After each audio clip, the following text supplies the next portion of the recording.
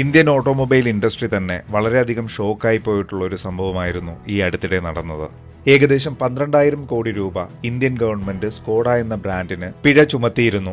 ഇന്ത്യയിൽ Skoda auto Volkswagen India private limited എന്ന പേരിലാണ് കമ്പനി നിലനിൽക്കുന്നത്. മഹാരാഷ്ട്രയിലെ customs department Skoda auto Volkswagen India private ലിമിറ്റഡിന് ടാക്സ് ഇവേഷൻ ചെയ്തിട്ടുള്ളതിനുള്ള നോട്ടീസും അയച്ചിട്ടുണ്ട്. സ്കോഡ ഏത് തരത്തിലാണ് ടാക്സ് വെട്ടിച്ചത് എന്നുള്ളത് നമുക്ക് ഈ വീഡിയോയിലൂടെ നോക്കാം. എല്ലാവർക്കും ഹൃദയം നിറഞ്ഞ വണക്കം. ലക്കി ഭാസ്കർ എന്ന ചിത്രം ഈ അടുത്തിടെ ഇറങ്ങിയതാണ്. ആ ചിത്രത്തിലെ ഒരു സീനിൽ പറയുന്നുണ്ട്, ടാക്സ് വെട്ടിക്കാൻ വേണ്ടി ഇമ്പോർട്ട് ചെയ്യുന്ന കാറിനെ സ്പെയർ പാർട്സിന്റെ കാറ്റഗറിയിലാണ് കൊണ്ടുവരുന്നത് എന്ന്. അതുകൊണ്ട് തന്നെ ഇമ്പോർട്ട് ചെയ്യുന്ന കാറിന്റെ ടാക്സ് വെട്ടിക്കാനായിട്ട് സാധിക്കും. അതേ തന്ത്രം തന്നെയാണ് ഇവിടെ സ്കോഡയും ഉപയോഗിച്ചിരിക്കുന്നത്. ഫോക്സ് വാഗൻ ഗ്രൂപ്പിന്റെ കീഴിലാണ് സ്കോഡയും ഔഡിയും ലംബോർഗിനിയും പോർഷയും ഒക്കെ ഉള്ളത്.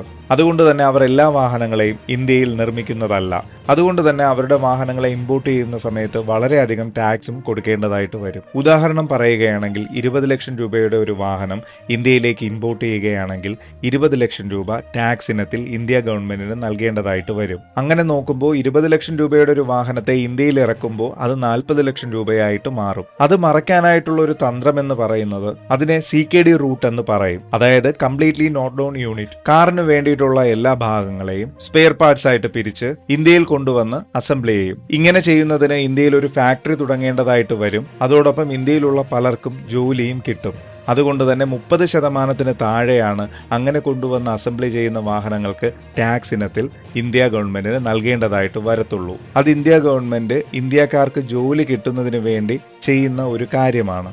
എന്നാൽ അതിനെ സ്പെയർ പാർട്സ് ആയിട്ടാണ് കൊണ്ടുവരുന്നതെങ്കിൽ 5% തുടങ്ങി 15% മാത്രമാണ് ടാക്സ് ഇനത്തിൽ ഇന്ത്യ ഗവൺമെന്റിന് നൽകേണ്ടതായിട്ടുള്ളൂ. അങ്ങനെ നോക്കുമ്പോൾ ഒരു കാറായിട്ട് ഇമ്പോർട്ട് ചെയ്യുമ്പോൾ 100% ടാക്സ് ഇനത്തിൽ വരും. CKD യൂണിറ്റിന് 30 മുതൽ 35% വരെയാകും ടാക്സ് ഇനത്തിൽ വരുന്നത്. പാർട്സിന് 5 തുടങ്ങി 15% വരേക്കും. ഇതിൽ സ്കോഡ, ഫോക്സ് വാഗൻ, ഔഡി എന്ന കാറുകളിൽ ടാക്സ് വെട്ടിച്ചിരിക്കുന്നത് പാർട്സ് എന്ന കാറ്റഗറിയിലാണ്. അതായത് 5 മുതൽ 15% മാത്രം ടാക്സ് അടച്ചാൽ മതിയാകും. അതാണ് ഇവിടെ സ്കോഡ പ്രയോഗിച്ചിരിക്കുന്നത്. കാറിനെ മുഴുവനായി ഇമ്പോർട്ട് ചെയ്യുകയും ചെയ്തു.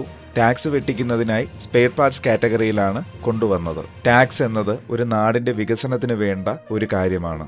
എന്നെ തല്ലണ്ട, ഞാൻ നന്നാവില്ല എന്നൊരു നിലപാടാണ് സ്കോഡ ഫോക്സ് വാഗൻ ഗ്രൂപ്പിന് ഇപ്പോഴും ഉള്ളത്. ഇതിനു മുൻപേ അവരുടെ കാറുകളിൽ പൊല്യൂഷന്റെ കാര്യത്തിലായിരുന്നു ക്രമക്കേട് കാണിച്ചിരുന്നത്.